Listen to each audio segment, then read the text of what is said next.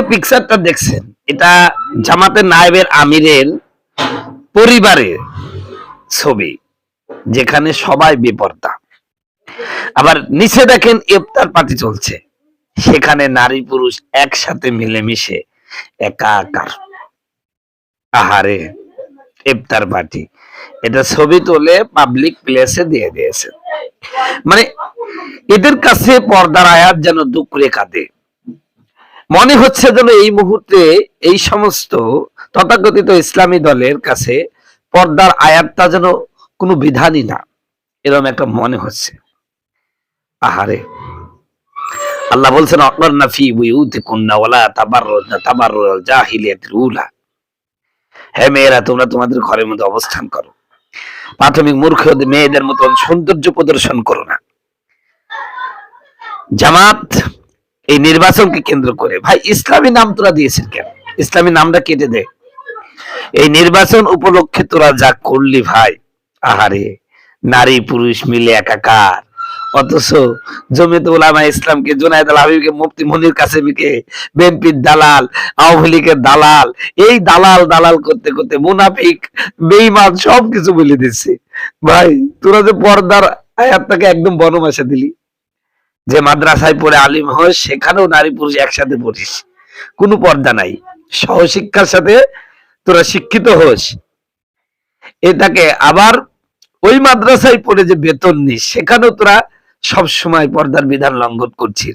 9, 10 আলিমের মেয়েদেরকে বেপর্দায় পড়াশোনা করাচ্ছে। এরপরও তোরা যদি ইসলামী দল থাকিস, তাহলে এদেশে অ-ইসলামী দল কোনটা? আমাকে বুঝা ভাই, একটু বুঝা আমাকে।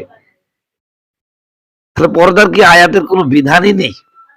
এভাবে তোদের কাছে এরকম হয়ে গেল, কি আশ্চর্য।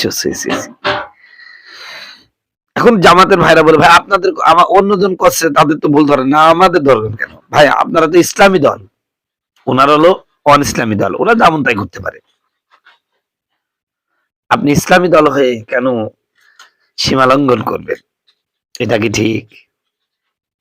আহা, ইফতারি করানো সুন্নাত বা নফল ইবাদত, কিন্তু পর্দার বিধান তো ফরজ। এখন আপনি নফল কাজ করতে গিয়ে ফরজকে বিসর্জন দিচ্ছেন। আসলে আপনারা যে ইসলাম মানেন, এটা হলো রাজনৈতিক ইসলাম।